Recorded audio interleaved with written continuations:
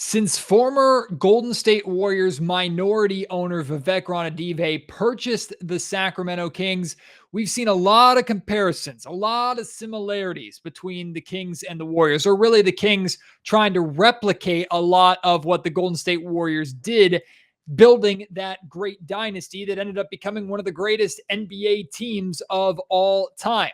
I know that's hard for some Kings fans to have to listen to and deal with, seeing as how there are close proximity neighbors and Northern California rivals. But are the Kings trying to replicate the wrong version of the Golden State Warriors? Or have they tried to replicate the wrong version over the last 7 or 8 years? On today's Locked On Kings podcast, I'm going to be joined by Sacramento Bee writer, normally covers the San Francisco 49ers, but has also been covering the Sacramento Kings this season and has a background with the Golden State Warriors. Chris Biderman joins me here on Locked On Kings. We're going to talk about the similarities between the Kings and the Warriors. We'll discuss the possibility of Mark Jackson being a candidate for the Kings head coaching position, assuming they don't give it to Alvin Gentry. So much Kings and Warriors to get to on today's episode of the Locked On Kings podcast.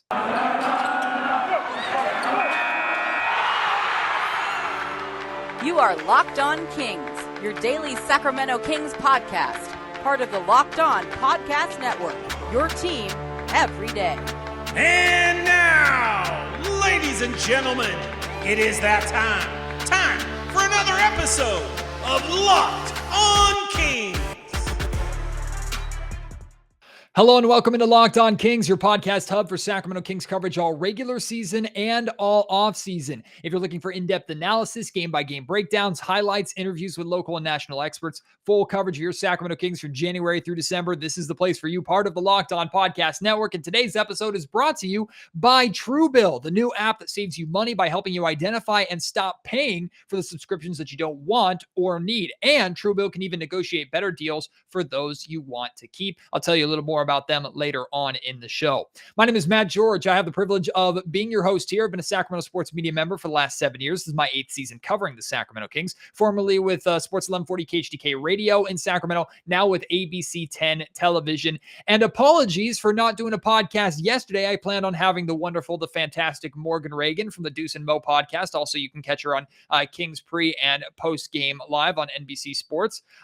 She and I, unfortunately, were not able to work out a time. It's my fault. I got caught up at work covering some news stories at ABC 10, so we weren't able to connect on that time. She's extremely busy. Of course, it's the middle of the season for her, and she has 97 different jobs that she's doing. She was just covering the G League Ignite in Las Vegas for a couple of games, so she's been incredibly busy. However, we are working on a new time that she will join the show. She can't wait to come here on Locked On Kings and join me to talk Kings for all of you. And I know a lot of you are already listeners to the Deuce and Mo podcast, so can't wait to have her on. But I do think you're really going to enjoy my conversation with Chris Biderman here today from the Sacramento Bee. Like I said, Chris is more known for his coverage of the San Francisco 49ers. He's the co-host of the Candlestick Chronicles podcast with my former coworker and friend Kyle Madsen, who it's been a while since he's been on the pod. Have him back on the pod here in the near future as well. But Chris this season has started covering the Sacramento Kings for the Bee, coming with Jason Anderson to games. And he comes from a Bay Area background, very familiar with the Golden State Warriors organization. And this conversation ended up going in the route of comparisons between the Kings and the Warriors, and how Vivek Ranadive, since purchasing the team, has always tried to replicate the Warriors and take what he learned and understood the way an organization should be ran in Golden State and try and do that here in Sacramento. And of course, he's been woefully unsuccessful. But this conversation, it's going to sound like it's a conversation that belongs on the Locked On Warriors podcast, but I encourage you to really listen and hear the comparisons between the Warriors and the Kings, because it is really topical. It's really relevant to how the Kings have been ran over the last 8 years. So without any further ado, here is my conversation with the Sacramento Bee's Chris Biderman. Well, some of you may know this next guest for his San Francisco 49ers coverage from the Sacramento Bee and for the Candlestick Chronicles podcast. But Chris Biderman, nice enough to join me here on the Locked On Kings podcast, because even though Chris is the Sac Bee beat writer for the San Francisco 49ers, Chris has been spending a fair amount of time inside the Golden One Center catching Sacramento Kings basketball this season. Chris, what did you do wrong in your job to get stuck with that gig?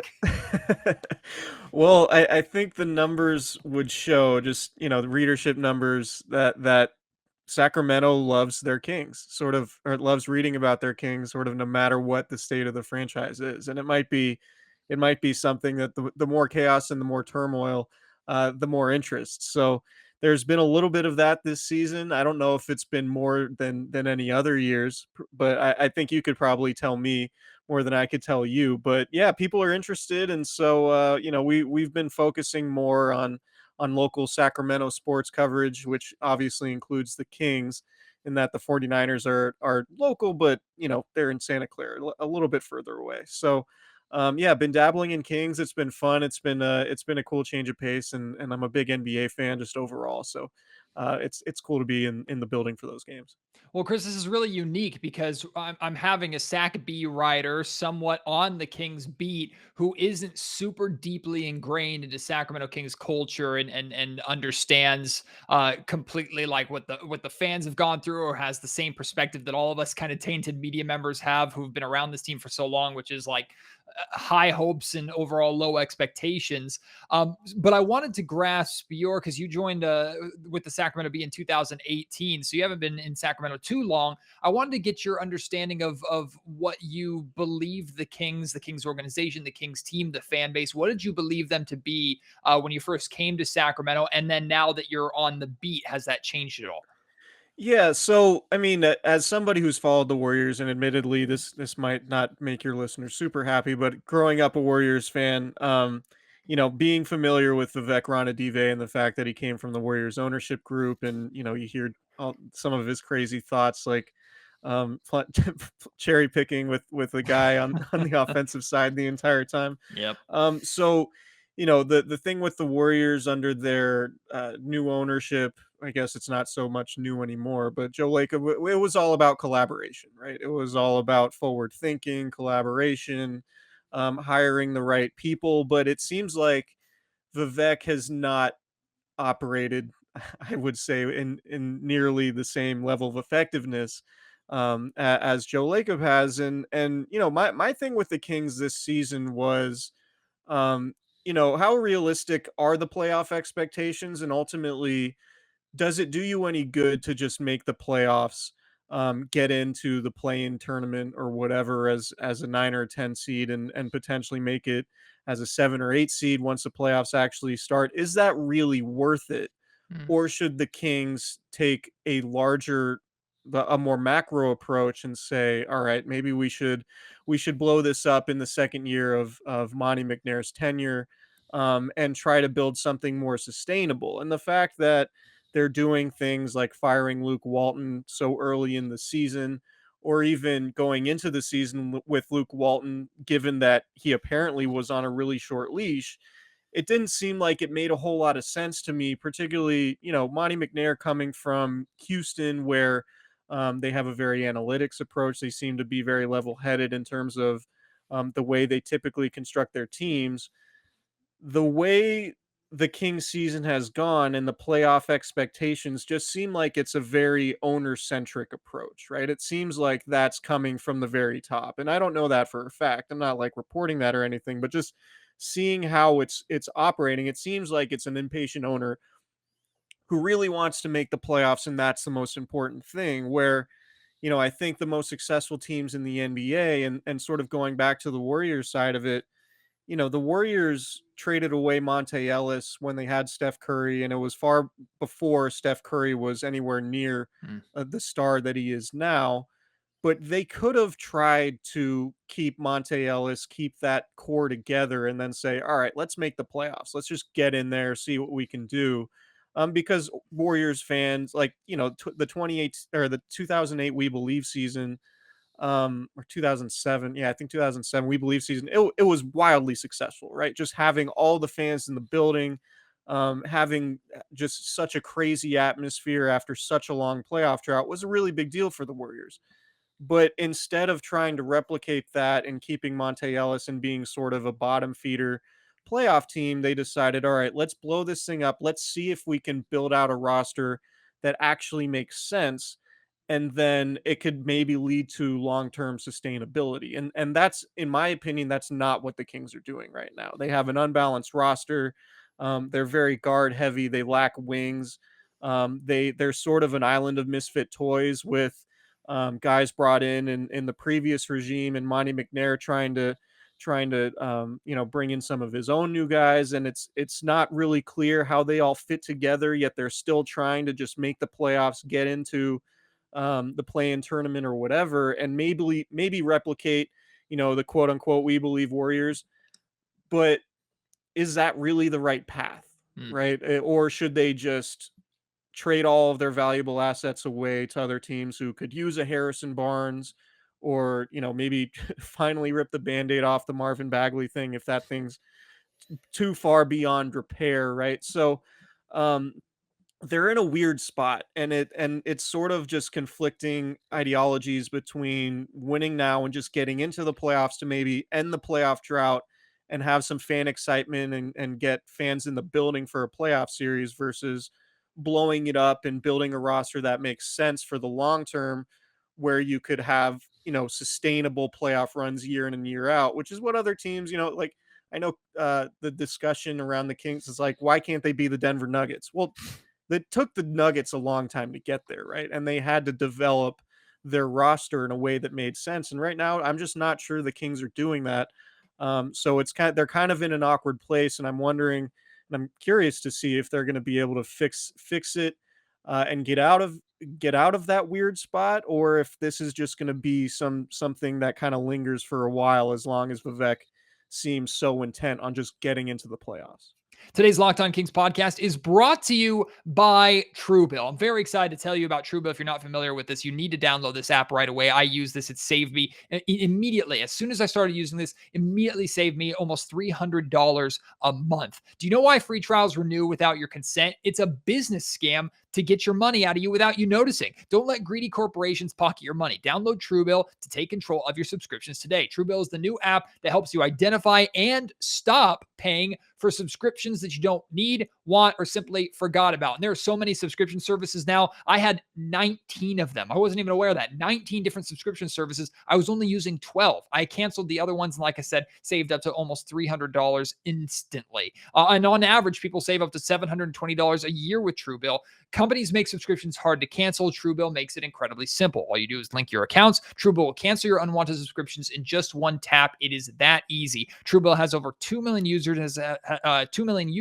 and has helped save them over $100 million. Don't fall for subscription scams. Start canceling today at truebill.com/lockedonnba. That's truebill.com/lockedonnba. Locked On Kings also brought to you by Theragun. This thing got my wife through pregnancy. This thing gets me through day-to-day life. The stress of daily life weighs on your body. Whether you're an elite athlete or someone like me who's just trying to make it through the day, stress and tension-free, Theragun can help you. It's really helped me. Theragun is the handheld percussive therapy device that releases your deepest muscle tension using a scientifically calibrated combo of depth, speed, and power. And it's as quiet as an electric toothbrush. The Gen 4 Theragun doesn't just feel good, it gets to the source of pain by releasing tension. Using Theragun's signature percussive therapy, which goes 60% deeper than just vibration alone. Whether you treat your muscle tension from working out, an injury, or just the stress of everyday life, like your shoulders after sitting at your computer, or your wrists and hands after and arms after sitting at a computer, or your back sitting at a computer all day long, like so many of us do, there is no substitute for the Theragun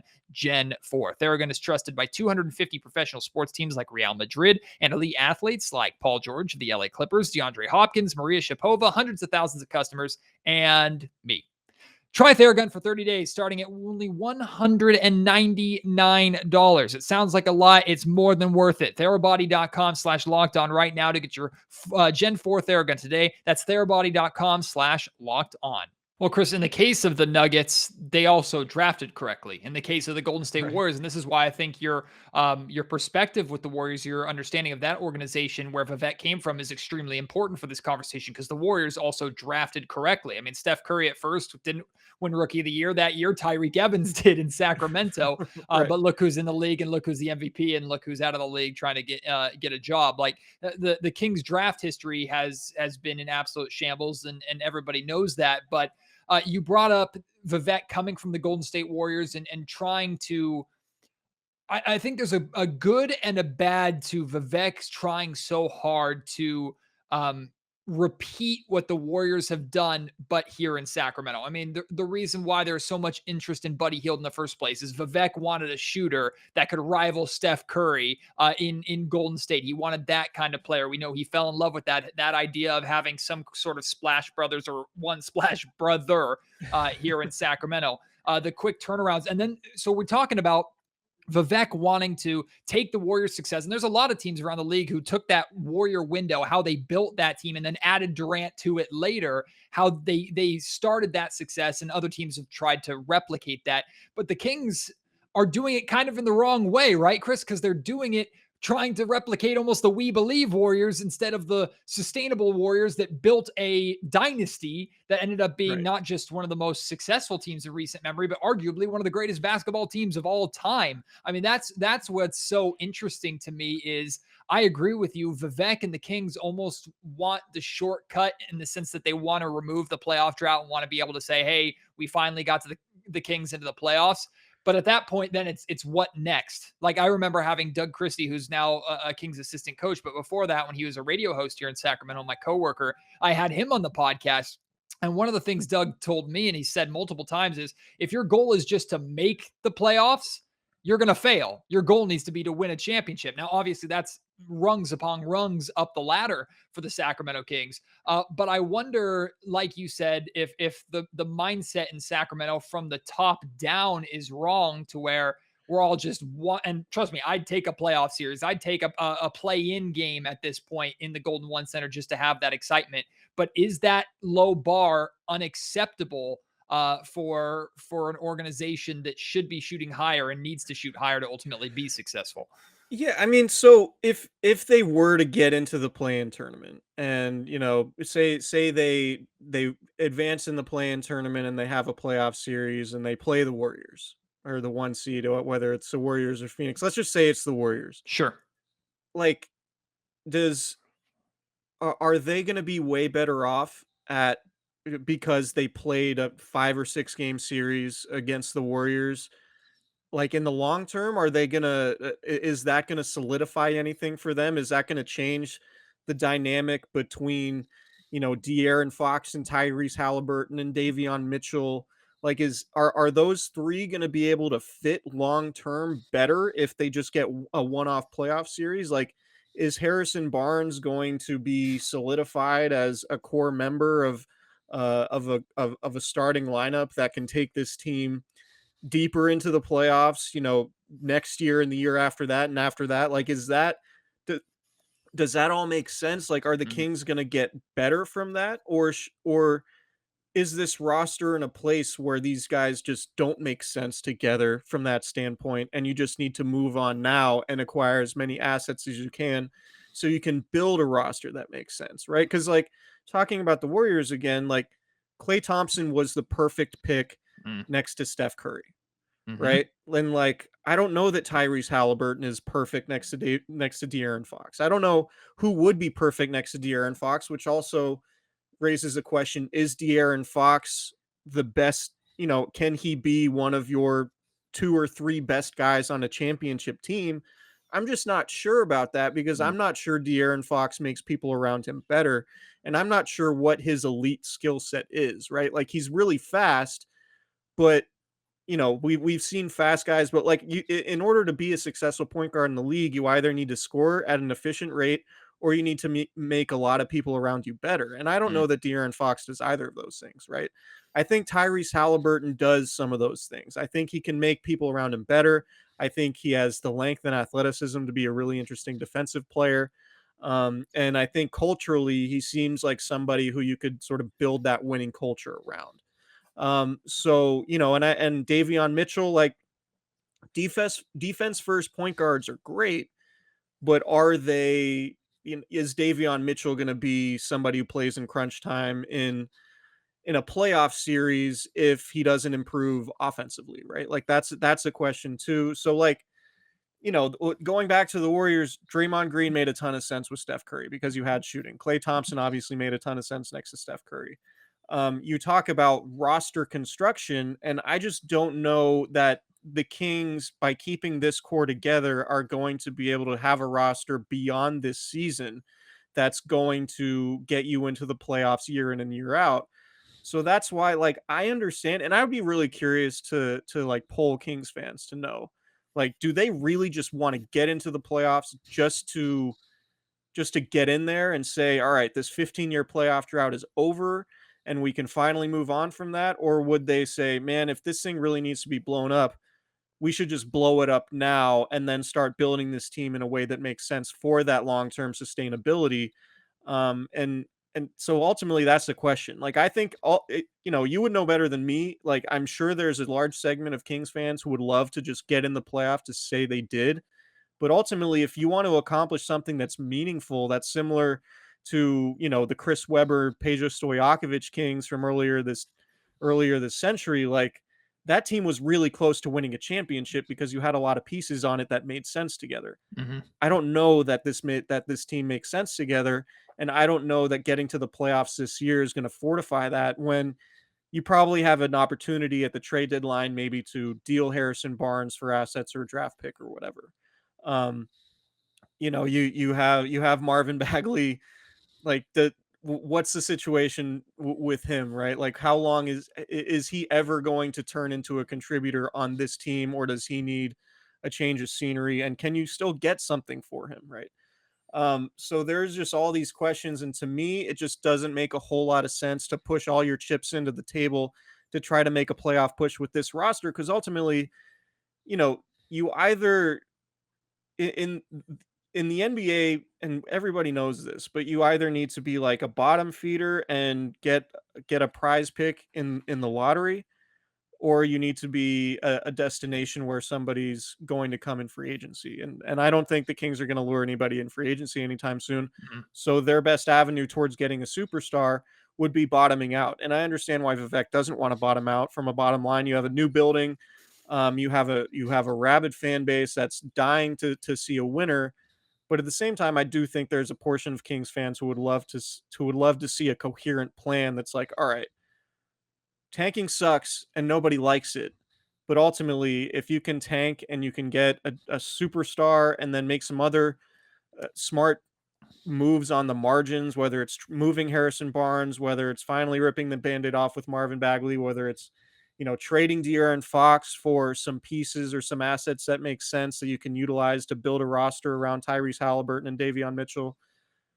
Like, that to me is the way that would make more sense than what's happening right now. But again, I fully understand the want and need to end that 15-year playoff drought. So the Kings ultimately are just in a really weird place. And yet at the same time too, though, Chris, like, I understand fans who would want the Kings to take that route and to try and get another top pick. But in back-to-back years, you had a top 5 pick. You also had the 10 pick in that draft, which you could have taken Donovan Mitchell and had that Fox Mitchell backcourt. But instead you traded that pick to Portland for 2 other picks that ended up being Justin Jackson and Harry Giles. Yeah, where are those guys right now? And then the very Oof. next year, you had the number 2 overall pick. You had Luka Doncic in your lap, and you screwed it up and picked Marvin Bagley, and you're in the spot in the same place. So my response to fans who want the Kings to take that route is always, why do you think it's going to be different this time?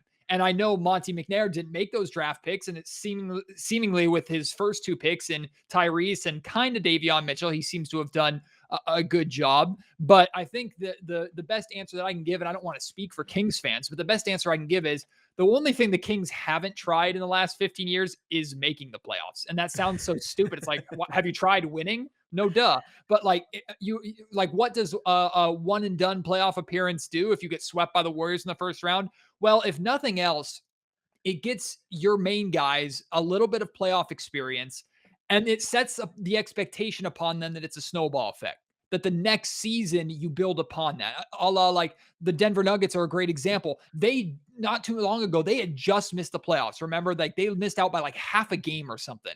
The very next year under Mike Malone, they were like seed 5 or 4 or 3. I can't remember. Like, they took the jump. They didn't get the playoff experience, but they took the jump. I think that would be the model or the expectation in Sacramento is, okay, Kings, scratch and claw your way via in the play-in this year. Now Fox and Halliburton in this core have some playoff experience. Hopefully you can either keep that core together or make a trade of Buddy Hield or Harrison Barnes or whatever it is to add a little bit to that core. And now the expectation is, okay, now you're definitely a top 7 seed or something like that. I don't know. Maybe that's the grasping for straws approach that the Kings are trying to take. But I did want to actually, Chris, continue with this Kings Warriors comparison, because I wanted to get your opinion on this. Like, they're missing all three. Don't get me wrong, but out of the three, what is this team missing more of? A Steph Curry, a Klay Thompson, or a Draymond Green? Like those three type of players: a Oh, superstar, a complementary piece, or an enforcer. What is this team missing out of those three the most? You think? I would say a superstar and an enforcer, Okay. right? Because I mean, the superstar. The thing is with Steph Curry that, and this is a conversation I have with a lot of different people. Just they're because I'm in group chats with Laker fans and LeBron fans who aren't the biggest Steph Curry supporters, and they say, well, Steph Curry's had a lot of help, right? He's had Klay Thompson, he's had Draymond Green. And my argument would be, you know, is Klay Thompson if he didn't join Steph Curry's team? Mm, Is Draymond Green if he doesn't have Steph Curry to throw those passes to? And, mm. if Draymond Green is on a team where he doesn't have elite shooting, then is his passing worthwhile? And does he try to become a scorer? And is that not work? Does he play himself out of the league? Yeah. Imagine Be- if the Kings drafted Draymond. Right? He's not the right. same guy. Not even close. Exactly. So to me, it all sort of revolves around Steph Curry. And like he's a culture setter from the standpoint of his teammates love playing with him.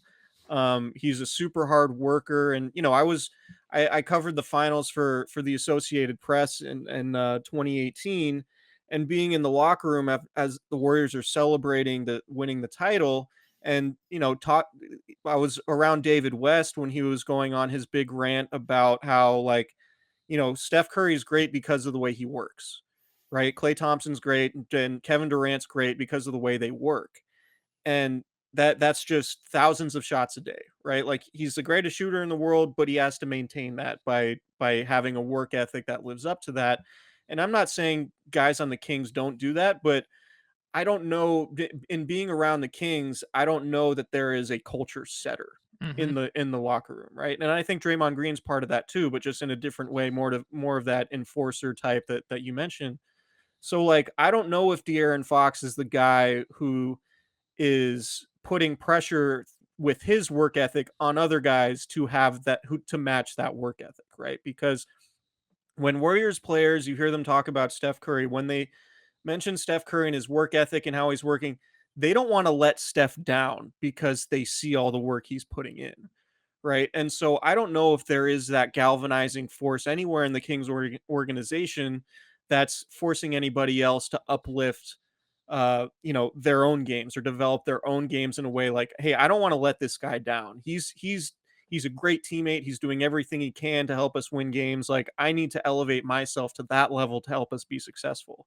And ultimately, I think that's what the Kings are lacking, and that's what a lot of NBA teams are lacking, right? I think that's ultimately the difference between, production is production, right? Like that speaks for itself. But we've seen a lot of superstar laden teams not work out because of chemistry issues and all that. But Steph Curry, from my vantage point, has been the ultimate sort of chemistry guy. And you hear Steve Kerr talk about Tim Duncan, and Tim Duncan I think was similar. Um, and so, I think the Kings lack that. They lack that superstar force whose habits and work ethic and culture reverberate around the organization, right? And so when De'Aaron Fox is your quote unquote best player, and again, I'm not trying to rip on De'Aaron Fox, but I don't know if he's that guy that galvanizes everybody else to want to be better, to work on their games. And I don't know if there's anybody in the Kings organization that's setting that culture that Steph Curry has, where it's like, all right, we're winning, we're going to have fun while we win, and it's going to allow everybody to be better. And ultimately, I think that's probably the most underrated thing about Steph Curry and the way he's helped Klay Thompson and Draymond Green turn into superstars.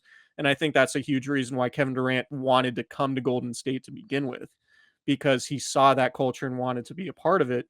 And the Kings just don't have that. So to answer your question, I think that's what the Kings are really missing is a superstar. And the only way for them to get it would be to draft one. And to your point, they've missed a few opportunities there, namely with Luka Doncic, because I think Luka might be that guy, the guy that they had an opportunity to get, but they missed because they fell in love with Marvin Bagley for whatever reason. You listen to podcasts, the Locked On Kings podcast, for the power of knowledge. You switch to Boost Mobile for the power of saving money. Because with Boost, you get the power of a free 5G phone so you can listen to all the latest episodes of Locked On Kings you could possibly want. The power of 3 unlimited data lines for just $30 a month per line so your family can harness all of that brain power too. And you get the power of one of America's largest 5G networks so you can do it all in the speed or at the speed of 5G. With all that money you'll save and all that knowledge you'll gain, just how powerful will you become? Switch to Boost Mobile and find out. Get a free Samsung Galaxy A32 5G when you switch to one of the America's largest 5G networks. More power to save. Boost Mobile. Free phone limited to new customers and 1 per line. Additional restrictions apply. Offer coverage not available everywhere for all phones and networks. See boostmobile.com for details. There are probably a lot of Locked On Kings listeners and Sacramento Kings fans listening right now going, is this a Locked On Warriors podcast? How did we get so Warriors focused? But I think this conversation is really important and it's relevant because there have been so many connections between the Kings and the Warriors since Vivek took over. Including Luke Walton. Correct. And including Mike Malone, who was an assistant coach Right. of the next guy that I want to ask you about. We're actually going to wrap up with this. Every single time since really Walton or Yeager was fired, or actually even when before Yeager was hired, Kings fans have brought up Mark Jackson as a possibility as the head coach here in Sacramento, which would fit the pattern and would definitely be a Vivek Ranadive type hire to bring in Mark Jackson, who of course is credited with getting that Golden State era started, and then Steve Kerr came in and made it what it was. What do you think about the possibility of Mark Jackson, who I don't believe has taken another job since taking this job in Sacramento, assuming it doesn't go to Alvin Gentry, who's the interim head coach right now? I think it's very unlikely that Gentry gets the position. I think the Kings will go through a full-on search this upcoming offseason, and it wouldn't surprise me at all to hear Mark Jackson's name thrown into that hat. So it makes sense from a Kings pattern-wise. It makes sense from the Kings-Warriors connection-wise. But from a basketball standpoint, someone who understands what Mark Jackson was able to start in Golden State, do you think he could do something similar except finish the job potentially here in Sacramento? Would that be a good fit? Yeah, so I think Mark Jackson and what he did with the Warriors is very much what the Kings need, right? So what Mark Jackson did was he turned the Warriors, who had perennially been one of the worst defensive teams in the league for a long time, into a good one, into a competent to a good one. And he just sort of changed the culture on the defensive side. And that was really his main goal.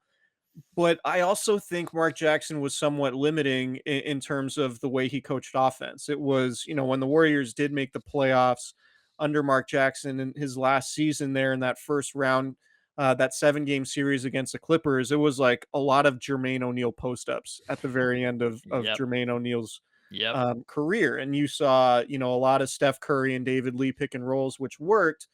But overall, it was a relatively limiting offense in terms of the personnel that the Warriors had, right? So I do think Mark Jackson fits from the standpoint of changing the culture with the real focus on defense. I'm not sure he's the guy that takes the Kings from where they are now to a long-term stable contender. I think he might be that type of coach that he was with the Warriors, like a bridge to the next guy.